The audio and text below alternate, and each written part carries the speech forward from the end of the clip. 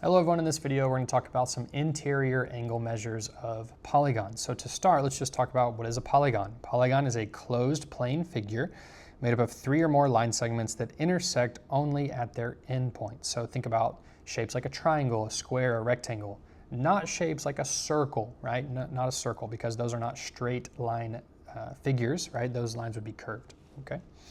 So how can we find the interior angle measures of a polygon? Well, to do that, we can just add or take the sum of the interior angle measures of the polygon with n sides and use the equation s is equal to n minus 2 times 180.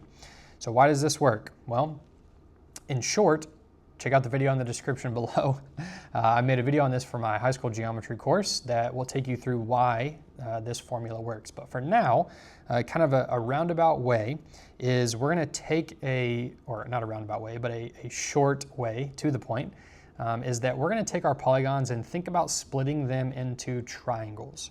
And so when we do that, what is the interior angle measures of a triangle? 180 degrees, right? So that's why that 180 is there, because we're basically going to be finding out, okay, if we have this many sides of our polygon, that would be 2 less triangles that we could make out of those sides on the inside. And then we multiply that by 180 because that's going to give us the total sum of the interior angles. Okay, so if that was a little confusing for you, check out that video below and it'll make more sense. Okay, so let's look at some examples. We got 4 of them.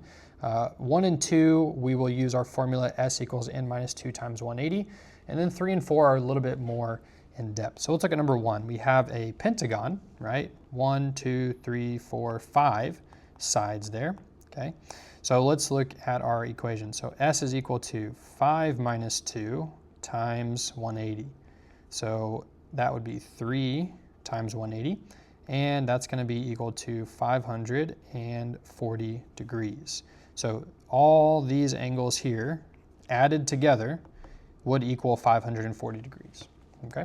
Now I took those arcs away because you know that the arc there means that those angles are congruent, and that's not what I'm saying here. So I just kind of use that as a little denotion for you to see what angles I'm talking about, but they're not congruent. Okay, so that's why I took those away.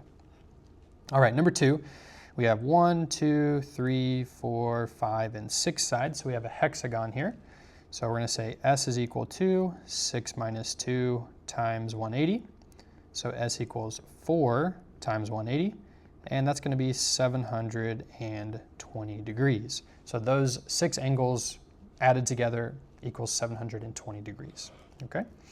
All right, number 3, we have some angle measures given to us, but we're missing an angle. So we're going to use our formula s equals n minus 2 times 180 to figure out, okay, all of these angles added together should equal this number, but I'm missing one, so let's see if we can find out what x is. Well, first of all, we have 1, 2, 3, 4, 5, 6, 7 sides. So let's say s is equal to 7 minus 2 times 180. So this would be 5 times 180. So s is equal to 900 degrees. Okay, so now what I'm going to do in my calculator, I know that I'm going to add up those angles together, but I have x, right? So I'm going to do 130 plus 128 plus 125 plus 121 plus 160 plus 112. And that gives me 776. So I know that 776 degrees plus my x degrees, the one that I don't know, that is equal to 900. So let me just do 900 minus 776, and we get our missing angle measure of 124 degrees. All right. Number 4, we have a very similar shape as we do in number 2, but now in this one it's telling us that this is a regular hexagon. So that means 2 things. Number 1, it means that all sides are congruent, and it also means that all of the interior angles are also congruent.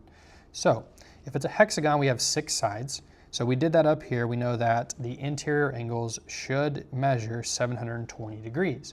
But now we can actually use that information and the fact that this is a regular hexagon to figure out the measure of each interior angle, because they're supposed to be the same. Well, they add up to 720 and there's 6 of them. So let's just divide this by 6. So when we do that, we're going to get each angle being 120 degrees.